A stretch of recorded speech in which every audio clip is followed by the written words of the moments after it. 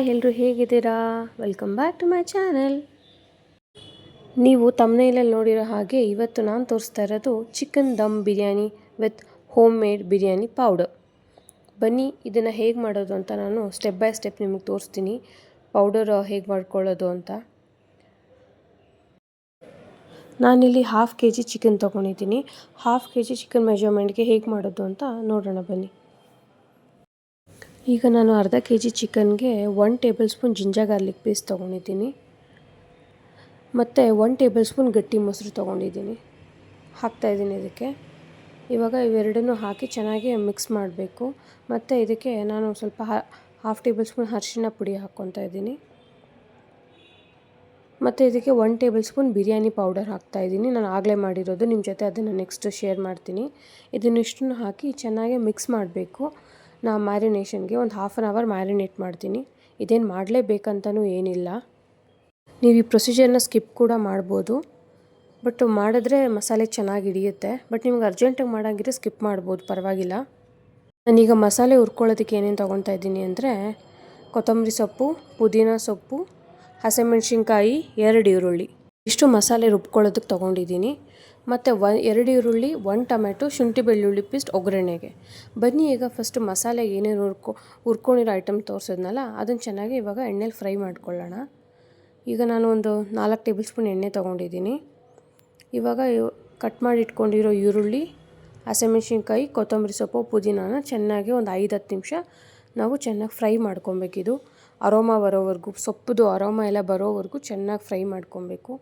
ನೋಡಿ, ಈ ಬಿರಿಯಾನಿ ಎಷ್ಟು ಈಸಿ ಅಂದರೆ ನಾವು ಮಸಾಲೆ ಪೌಡರ್ ಒಂದು ಸತಿ ಮಾಡಿಟ್ಕೊಂಡ್ರೆ ಇಲ್ಲಿ ನಾನು ತೋರಿಸಿರೋ ಈ 4 ಐಟಮ್ ಏನಿದೆ, ಈ 4 ಐಟಮ್ನ ಚೆನ್ನಾಗಿ ನಾವು ಹುರಿದ್ಬಿಟ್ಟು ರುಬ್ಕೊಂಡ್ರೆ ಚಿಕನ್ ಹಾಕಿ ಮತ್ತು ಮಾಡಿರೋ ಪೌಡರ್ ಹಾಕ್ಬಿಟ್ಟು ಮಾಡಿದ್ರೆ ನಿಮಗೆ ಒಂದು 1/2 hour chicken biryani, dum biryani ready ಆಗಿಬಿಡುತ್ತೆ. ಮೇಯ್ನ್ ನಮಗೆ ಪೌಡರ್ ಮಾಡಿಟ್ಕೊಂಡಿರಬೇಕು. ಮತ್ತು ಶುಂಠಿ ಬೆಳ್ಳುಳ್ಳಿ ಪೇಸ್ಟ್ ರೆಡಿ ಇದ್ದರೆ ನೀವು 1/2 hour ಈ ಚಿಕನ್ ಬಿರಿಯಾನಿನ ಮಾಡ್ಕೊಬೋದು.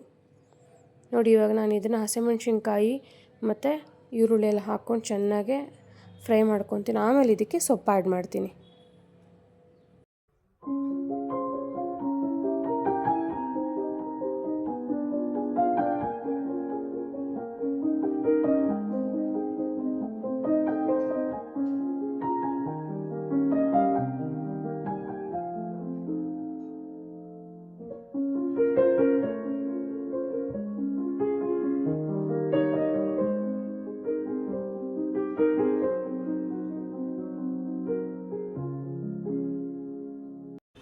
ಈಗ ಇದಕ್ಕೆ ನಾನು ಪುದೀನ ಸೊಪ್ಪು ಮತ್ತು ಕೊತ್ತಂಬರಿ ಸೊಪ್ಪನ್ನ ಆ್ಯಡ್ ಮಾಡ್ಕೊತಾ ಇದ್ದೀನಿ. ನೀವಿಲ್ಲಿ ಮೆಂತ್ಯ ಸೊಪ್ಪು ಸಹ ಹಾಕ್ಕೊಳ್ಬೋದು. ಸೇಮ್ ಅದೂ ಇದೇ ಮೆಷರ್ಮೆಂಟಲ್ಲೇ ತೊಗೊಳ್ಳಿ. ಬಟ್ ನಾನಿವತ್ತು ಅದನ್ನು ಹಾಕಿಲ್ಲ, ಅದು ಇಲ್ದಿರನೇ ಮಾಡ್ತಾಯಿದ್ದೀನಿ. ಆದರೂ ತುಂಬ ಟೇಸ್ಟ್ ಚೆನ್ನಾಗಿರುತ್ತೆ. ಅದು ಆಪ್ಷನಲ್ಲಿ, ಬೇಕಾದರೆ ಹಾಕ್ಕೊಬೋದು ಮೆಂತ್ಯ ಸೊಪ್ಪು. ಇಲ್ಲ ಅಂತಲೇ ಇವೆರಡು ಸೊಪ್ಪಿಂದನೇ ನಿಮಗೆ ಅರೋಮಾ ಬರುತ್ತೆ. ಇದನ್ನು ಸಹ ಎಣ್ಣೆಯಲ್ಲಿ ಚೆನ್ನಾಗಿ ಫ್ರೈ ಮಾಡ್ಕೊಬೇಕು. ಸ್ಮೆಲ್ಲು ಚೆನ್ನಾಗಿ ಘಮ್ ಅಂತ ಬರಬೇಕು, ಅಲ್ಲಿವರೆಗೂ ಇದನ್ನು ಚೆನ್ನಾಗೆ ಹುರ್ಕೊಳ್ಳಿ.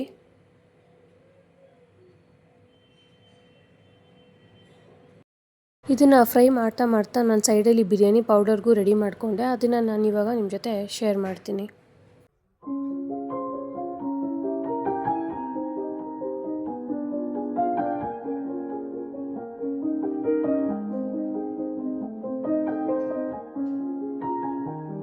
ಈಗ ಇದು ಫ್ರೈ ಆಗಿದೆ.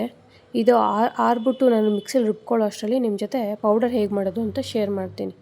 ನೋಡಿ, ನಾನು ಪೌಡರ್ಗೆ ಏನೇನು ಐಟಮ್ಸ್ ತೊಗೊಂಡಿದ್ದೀನಿ ಅಂತ ನಿಮ್ಮ ಜೊತೆ ಒಂದೊಂದು ಶೇರ್ ಮಾಡ್ತೀನಿ.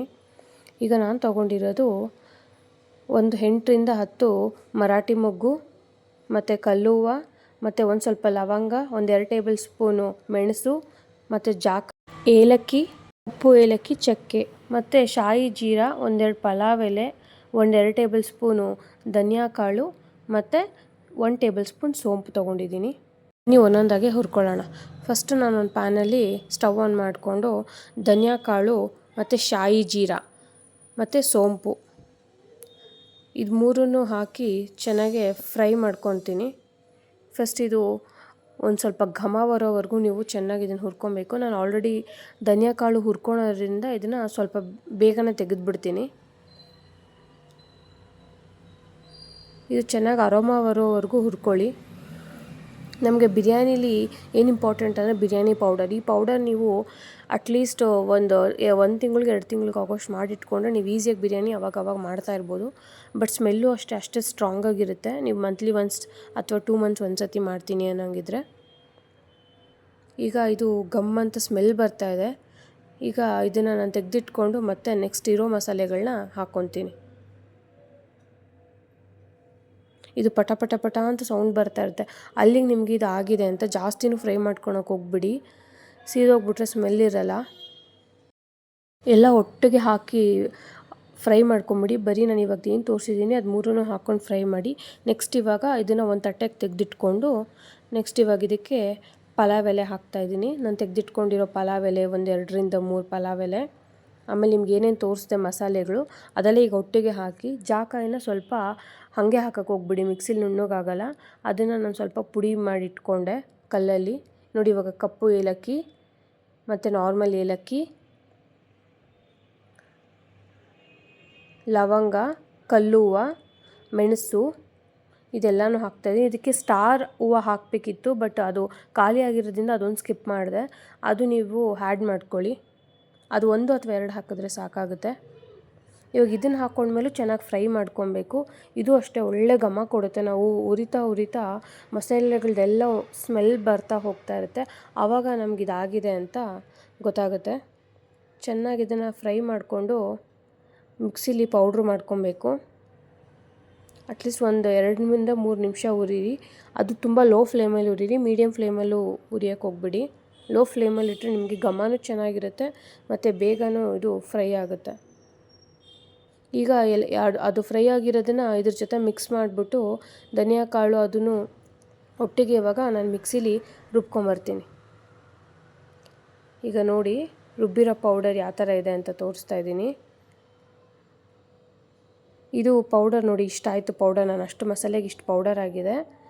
ಇದನ್ನು ನಾನು ಒಂದು ಗ್ಲಾಸ್ ಜಾರಲ್ಲಿ ಅಥವಾ ಏರ್ಟೈಟ್ ಕಂಟೈನರಲ್ಲಿ ಎತ್ತಿಟ್ಕೊತೀನಿ. ಇದೊಂದು ನನಗೆ 2 ಮಂತ್ಸ್ ಬರುತ್ತೆ. ಮತ್ತು 2 ಮಂತ್ಸ್ ಆದಮೇಲೆ ಮತ್ತೆ ಮಾಡ್ಕೊಳ್ಬೋದು. ನೋಡಿ ಈಗ ಗ್ಲಾಸ್ ಜಾರ್ಗೆ ಹಾಕಿ ಇದನ್ನು ನಾನು ಎತ್ತಿಡ್ತಾ ಇದ್ದೀನಿ. ಇವಾಗ ಬಿರಿಯಾನಿಗೆ ಎಷ್ಟು ಬೇಕೋ ಅಷ್ಟು ಯೂಸ್ ಮಾಡಿಕೊಂಡು ಮಿಕ್ಕಿದ್ದು ಇದಕ್ಕೆ ಹಾಕಿ ಎತ್ತಿಟ್ರೆ ನೀವು ಆರಾಮಾಗಿ 2 ಮಂತ್ಸ್ ಇದು ಮಾಡ್ಬೋದು. ಸ್ಮೆಲ್ಲು ಅಷ್ಟೇ ತುಂಬ ಸ್ಟ್ರಾಂಗಾಗಿರುತ್ತೆ. ಬಿರಿಯಾನಿಗೆ ಒಳ್ಳೆ ಫ್ಲೇವರ್ ಕೊಡುತ್ತೆ ಇದು ನಿಮಗೆ.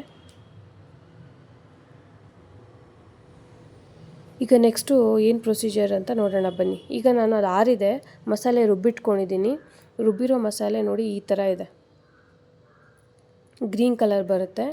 ಈಗ ನಾನು ಇನ್ನೊಂದು ಬಿರಿಯಾನಿ ಮಾಡೋ ಪಾತ್ರೆಗೆ ಸ್ಟವ್ ಆನ್ ಮಾಡಿಕೊಂಡು ಒಂದು 4ರಿಂದ 5 ಟೇಬಲ್ ಸ್ಪೂನ್ ಆಯಿಲ್ ಹಾಕ್ಕೊಂಡಿದ್ದೀನಿ. ಅದಕ್ಕೆ ಇವಾಗ ಕಟ್ ಮಾಡಿ ಇಟ್ಕೊಂಡಿರೋ 1-2 ಈರುಳ್ಳಿ ಹಾಕ್ತಾಯಿದ್ದೀನಿ. ಇದು ಒಗ್ಗರಣೆಗೆ ನಾನಿಲ್ಲಿ ಈರುಳ್ಳಿ ಹಾಕಿದ್ಮೇಲೆ ಶುಂಠಿ ಬೆಳ್ಳುಳ್ಳಿ ಪೇಸ್ಟು ರೆಡಿ ಇತ್ತಲ್ವ, ಅದನ್ನು ಹಾಕ್ತಾಯಿದ್ದೀನಿ. ಮಾಡಿ ಇಟ್ಕೊಂಡಿರೋ ಶುಂಠಿ ಬೆಳ್ಳುಳ್ಳಿ ಪೇಸ್ಟು ಅದು ನೀವು 2 ಟೇಬಲ್ ಸ್ಪೂನ್ ಹಾಕಿದ್ರೆ ಸಾಕು. ನಾನಿಲ್ಲಿ 1 kg ಗೆ ನಿಮಗೆ ಮೆಜರ್ಮೆಂಟ್ ತೋರಿಸ್ತಾ ಇರೋದು 1/2 kg ಚಿಕನ್ ಮತ್ತು 1/2 kg ರೈಸ್ಗೆ. ಸೊ ಟೋಟಲ್ 1 kgಗೆ ನಾನಿಲ್ಲಿ ಮೆಜರ್ಮೆಂಟ್ ನಿಮಗೆ ತೋರಿಸ್ತಿರೋದು. ನೀವು ಇದನ್ನು ಇಂಟು 2 ಮಾಡ್ಕೊಳ್ಬೋದು. ನೀವು in case 1 kg 2 kg chicken ತೊಗೊತಿದ್ರೆ. ನಾನಿಲ್ಲಿ 2 tablespoon ginger garlic paste ಹಾಕಿದ್ಮೇಲೆ ಇದು ಚೆನ್ನಾಗಿ ಫ್ರೈ ಆಗೋವರೆಗೂ ಇದನ್ನು ಬಾಡಿಸ್ಕೊಬೇಕು. ಹಸಿ ವಾಸನೆ ಚೆನ್ನಾಗಿ ಹೋಗೋವರೆಗೂ ಹುರ್ಕೊಂಡ್ಮೇಲೆ ಇದಕ್ಕೆ ನೆಕ್ಸ್ಟು ನಾನು ಹಾಕ್ತೀನಿ ಟೊಮೆಟೊ.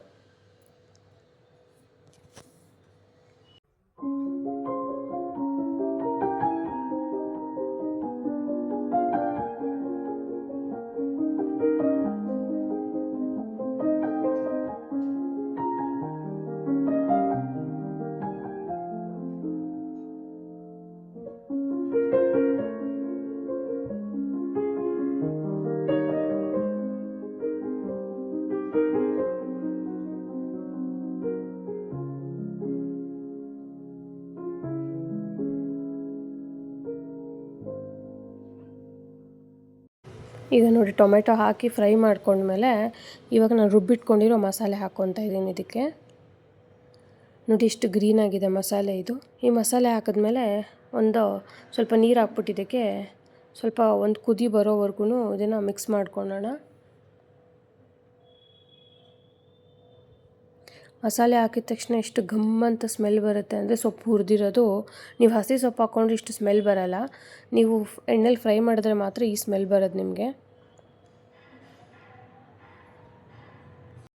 ಇವಾಗ ಈ ಟೈಮಲ್ಲಿ ನಿಮಗೆ ರುಚಿಗೆ ಎಷ್ಟು ಉಪ್ಪು ಬೇಕೋ ಅಷ್ಟು ಹಾಕ್ಕೊಳ್ಳಿ. ನಾನಿಲ್ಲಿ ಚಿಕನ್ಗೂ ಉಪ್ಪು ಹಾಕಿರಲಿಲ್ಲ.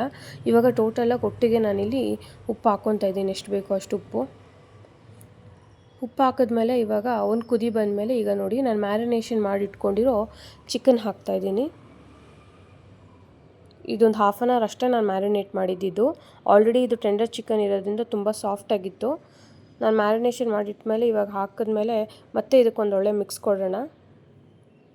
ಇವಾಗ ಮಿಕ್ಸ್ ಕೊಟ್ಟಮೇಲೆ ನಾನು ಇಲ್ಲಿ ಹಾಫ್ ಕೆ ಜಿ ನಾನು ಹೇಳ್ದಂಗೆ ಅಕ್ಕಿ ತೊಗೊಂಡಿದ್ದೀನಲ್ಲ, ಅದಕ್ಕೆ ಮೆಜರ್ಮೆಂಟ್ ಎಷ್ಟು ಬೇಕೋ ಅಷ್ಟು ನೀರು ತೊಗೊಳ್ಬೇಕು. ಇವಾಗ 1 ಗ್ಲಾಸ್ಗೆ 2 ಗ್ಲಾಸ್ ನೀರು ಹಾಕ್ತಾರೆ, ಬಟ್ ನಾನಿಲ್ಲಿ 2.5 ಹಾಕ್ತೀನಿ. ಯಾಕಂದರೆ ಸ್ವಲ್ಪ ನಮ್ಮ ಮನೆಯಲ್ಲಿ ಬಿರಿಯಾನಿ ಮೆತ್ತಗಿರಬೇಕು. ಸೊ ಮೆತ್ತಗಿರ್ಬೇಕಂದ್ರೆ ನೀರು ಸ್ವಲ್ಪ ಕ್ವಾಂಟಿಟಿ ಜಾಸ್ತಿ ಹಾಕಬೇಕು. ಈಗ ಬಿರಿಯಾನಿ ಪೌಡ್ರ್ ಮಾಡಿಟ್ಕೊಂಡಿದ್ನಲ್ಲ ಅದನ್ನು ಆ್ಯಡ್ ಮಾಡ್ತಾಯಿದ್ದೀನಿ. ಇಲ್ಲಿ 1 ಕೆ ಜಿ ಮಸಾಲೆಗೆ ನಾನು ಹಾಕ್ತಾಯಿದ್ದೀನಿ 2 ಟೇಬಲ್ ಸ್ಪೂನ್ ಬಿರಿಯಾನಿ ಪೌಡರ್. ಜಾಸ್ತಿನೂ ಹಾಕ್ಕೊಂಡ್ರೆ ನಿಮಗೆ ಕಹಿ ಬರುತ್ತೆ. ಎಷ್ಟು ಬೇಕೋ ಅಷ್ಟು ಮಾತ್ರನೇ ಹಾಕಬೇಕು. ಇಲ್ಲಿ 2 ಟೇಬಲ್ ಸ್ಪೂನ್ ನಾನು ಹಾಕ್ತಾಯಿದ್ದೀನಿ. ಇದು ಹಾಕಿದ್ಮೇಲೆ ಮತ್ತೆ ಮಿಕ್ಸ್ ಕೊಟ್ಟು ಇನ್ನು ಸ್ವಲ್ಪ ಚೆನ್ನಾಗಿ ಫ್ರೈ ಮಾಡಬೇಕು. ಇದನ್ನು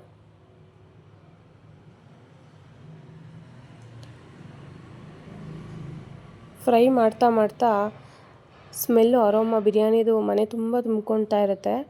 ಯಾಕಂದರೆ ಬಿರಿಯಾನಿ ಪೌಡರ್ ಫ್ರೆಶ್ಶಾಗಿ ಮಾಡಿರೋದ್ರಿಂದ ಸ್ಮೆಲ್ ಜಾಸ್ತಿ ಇರುತ್ತೆ, ಮತ್ತು ಸೊಪ್ಪು ಸ್ಮೆಲ್ಲೆಲ್ಲ ಬರ್ತಾ ಇರುತ್ತೆ.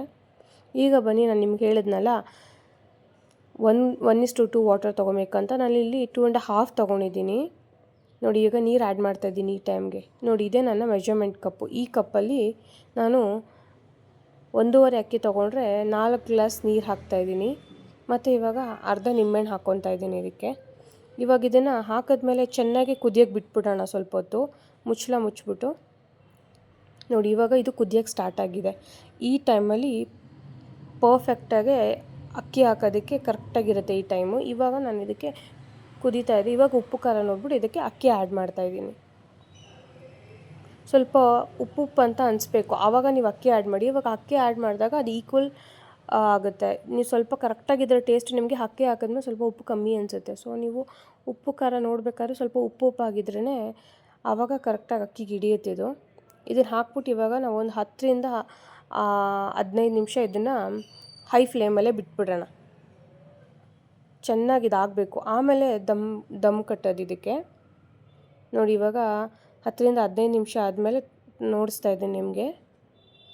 ನೋಡಿ ಈ ಥರ ಆಗಿರುತ್ತೆ. ಅಕ್ಕಿ ಒಂದು ಅರ್ಧದಿಂದ ಮುಕ್ಕಾಲು ಬೆಂದಿರುತ್ತೆ.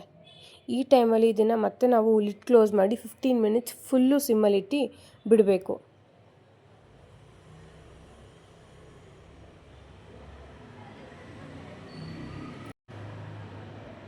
ಒಂದೊಳ್ಳೆ ಮಿಕ್ಸ್ ಕೊಡಬೇಕು. ನಾನು ಇಲ್ಲಿ ನಾನ್ ಸ್ಟಿಕ್ಕಲ್ಲಿ ಮಾಡೋದ್ರಿಂದ ನನಗೆ ಒಂಚೂರು ತಳ ಹಿಡಿಯಲ್ಲ ಇದರಲ್ಲಿ.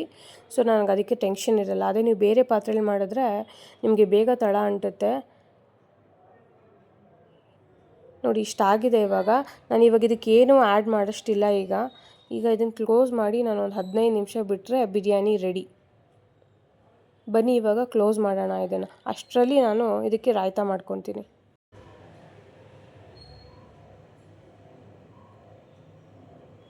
ನೋಡಿ ಇಲ್ಲಿ ನಾನು ಕ್ಲೋಸ್ ಮಾಡಿಬಿಟ್ಟು ಇದಕ್ಕೆ ಒಂದು ಭಾರವಾದ ಒಂದು ಕುಟಾಣಿ ಇಟ್ಟಿದ್ದೀನಿ. ತುಂಬ ತೂಕ ಇದೆ ಇದು.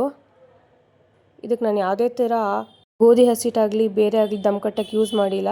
ಈ ವೆಯ್ಟ್ ಇಟ್ಟಿದ್ದೀನಿ. ಈಗ ಇದಾಗಿದೆ ನೋಡಿ. ವೆಯ್ಟ್ ತೆಗೆದ್ಬಿಟ್ಟು 15 ಮಿನಿಟ್ಸ್ ಆದಮೇಲೆ ನಿಮಗೆ ತೋರಿಸ್ತಾ ಇದ್ದೀನಿ ಯಾವ ಥರ ಆಗಿದೆ ಅಂತ. ನೋಡಿ ಇವಾಗ ಇದಾಗಿದೆ. ಇದೆಲ್ಲದಕ್ಕೂ ನಾನು ತೊಗೊಂಡಿದ್ದು 45 ಮಿನಿಟ್ಸು, ನಾನು ಪೌಡರು ಸೇರಿಸಿ. ಅದೇ ನೀವು ಪೌಡರ್ ಮುಂಚೆನೇ ಮಾಡಿಟ್ಕೊಂಡ್ರೆ ಹಾಫ್ ಆನ್ ಅವರಲ್ಲಿ ಬಿರಿಯಾನಿ ಮಾಡ್ಕೊಬೋದು. ಯಾರಿನ್ನೂ ನನ್ನ ಚಾನಲ್ನ ಸಬ್ಸ್ಕ್ರೈಬ್ ಮಾಡ್ದಿರಾ ನೋಡ್ತಾ ಇದ್ದೀರಾ, ಪ್ಲೀಸ್ ಸಬ್ಸ್ಕ್ರೈಬ್ ಮಾಡ್ಕೊಳ್ಳಿ. ಮತ್ತು ಇದೇ ಥರ ಹೊಸ ಹೊಸ ರೆಸಿಪೀಸ್ ಜೊತೆ ಬರ್ತಾ ಇರ್ತೀನಿ. ಲೈಕ್, ಶೇರ್, ಕಮೆಂಟ್ ಮಾಡಿ ಮಿಸ್ ಮಾಡಬೇಡಿ. Thank you for watching. Bye.